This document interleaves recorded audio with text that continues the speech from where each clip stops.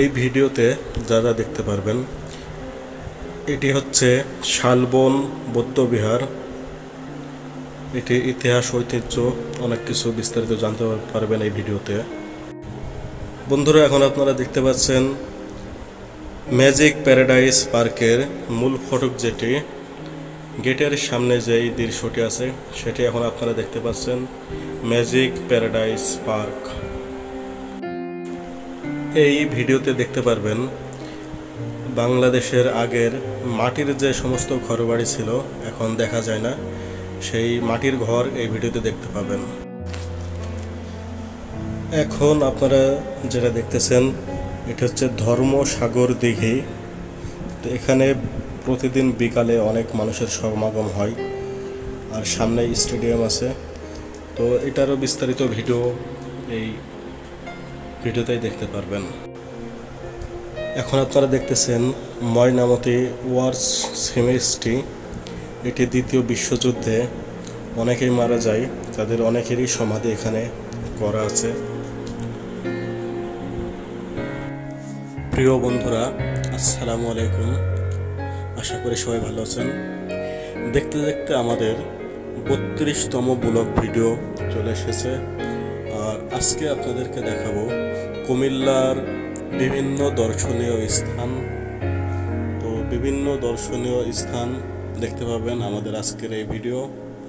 তো আমাদের সাথেই থাকুন আর দেখতে থাকুন 32তম ব্লগ ভিডিও, কুমিল্লার বিভিন্ন দর্শনীয় স্থান। তো প্রিয় বন্ধুরা, এখন আমরা আছি শালবন বিহারে ঠিক বাইরের সাইডে।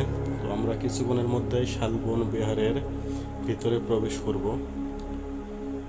তো আপনারা একটু পরেই শালবন বিহারের মূল ভিডিও দেখতে পারবেন।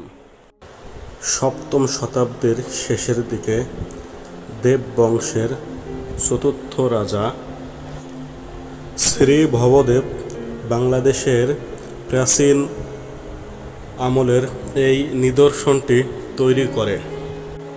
1857 সালে রাস্তা তৈরির সময় একটি ইমারতের ধ্বংসাবশেষ আবিষ্কৃত হয়।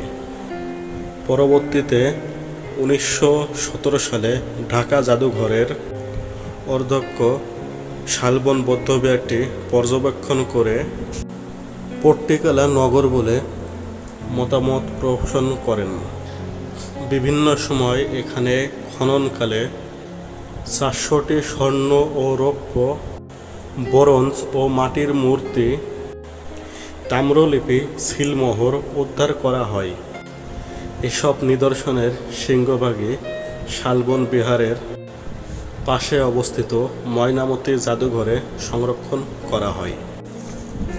শালবন বৌদ্ধবিহার ও ময়নামতি জাদুঘরে যে কোনো বাংলাদেশিদের জন্য 20 টাকা করে টিকিটের মূল্য এবং 10ম শ্রেণী পর্যন্ত ছাত্রছাত্রীদের জন্য 5 টাকা টিকিটের মূল্য, আর বিদেশি পর্যটকদের জন্য 200 টাকা করে টিকিটের মূল্য এখানে ধরা হয়। শালবন বৌদ্ধবিহার ও ময়নামতি জাদুঘর প্রতিদিন সকাল 10টা থেকে বিকাল 5টা পর্যন্ত খোলা থাকে। সপ্তাহের প্রতি রবিবার ও সরকারি অন্যান্য ছুটির দিন শালবন বৌদ্ধবিহার ও ময়নামতি জাদুঘর বন্ধ থাকে, আর সোমবার দুপুর 2টা থেকে বিকাল 5টা পর্যন্ত খোলা থাকে। তো প্রিয় বন্ধুরা, এই হলো শালবন বৌদ্ধবিহার ও ময়নামতি জাদুঘর সম্পর্কে কিছু তথ্য পেশ করা হলো। তো প্রিয় বন্ধুরা, আপনারা কুমিল্লায় গেলে অবশ্যই ম্যাজিক প্যারাডাইস পার্কটি ঘুরে দেখতে পারেন।